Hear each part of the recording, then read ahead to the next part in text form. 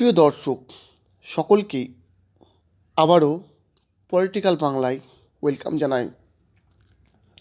এখনকারের রাজ্যের সবথেকে চর্চিত বিষয় সন্দেশখালির যে কাণ্ড, যে ভয়ঙ্কর, যে কষ্টদায়ক ঘটনাগুলো একের পর এক উঠে আসছে। সন্দেশখালি নিয়ে সিপিআইএমের প্রতিনিধি দল অলরেডি গিয়েছিল, আর শুভেন্দু অধিকারী এবং ৬৭ জন বিজেপি বিধায়ক বাসে করে যাচ্ছিলেন এবং আটকালেন। বাসের ভিতরেই তাদেরকে আটকে দেওয়া হলো, সন্দেশখালিতে ঢুকতে দেওয়া হলো না। কিন্তু ওই বাসের মধ্য থেকেই কিন্তু একটা পরিষ্কার এবং প্রতিবাদী একটা স্লোগান তুললেন, যেটা কিন্তু সরাসরি সন্দেশখালির মহিলাদের একবার উজ্জীবিত করবে, এই আন্দোলনকে আরও তীব্রভাবে ছড়িয়ে দিতে। দেখুন।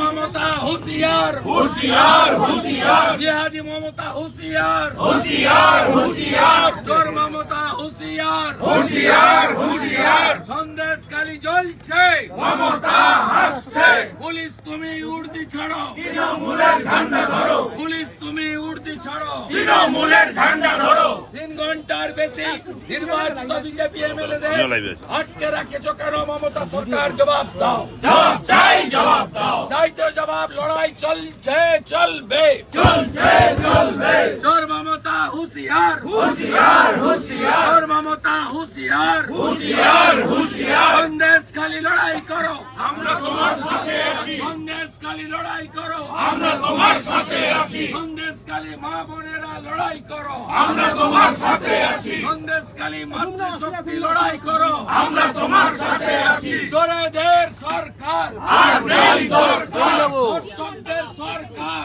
আর নেই দরকার, জিহাদিদের সরকার আর নেই দরকার, লুটেরা সরকার আর নেই দরকার। চোর মমতার বিরুদ্ধে লড়তে হবে একসাথে, চোর মমতার বিরুদ্ধে লড়তে হবে একসাথে, ধর্ষণকারী মমতা সরকারের বিরুদ্ধে লড়তে হবে একসাথে। দর্শক, আপনারা দেখলেন যে এই জিহাদিদের সরকার থেকে শুরু করে এই দুর্নীতিবাজ সরকার, এই ধরনের প্রচুর স্লোগান কিন্তু দেয়া হচ্ছে বাসের মধ্য থেকে। অনেক ধরনের স্লোগান দেওয়া হচ্ছে, যেমন পুলিশকে নিয়েও দেওয়া হচ্ছে, যেটা পুলিশ তুমি উর্দি ছাড়ো তৃণমূলের ঝান্ডা ধরো।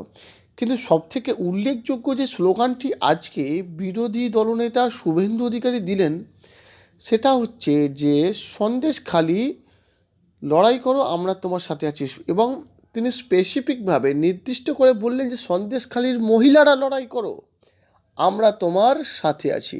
অর্থাৎ সেখানকার মহিলাদের একেবারে খুব পরিষ্কারভাবে শুভেন্দু অধিকারী এবং বিজেপি বিধায়করা বার্তা দিলেন যে আমরা পৌঁছাতে পারছি না, কিন্তু তোমরা লড়াই চালিয়ে যাও, আমরা তোমাদের সাথে আছি। এবং মহিলারাই পারবে এই জঘন্য মানসিকতার দল তৃণমূল কংগ্রেসকে মাটিতে নামিয়ে আনতে।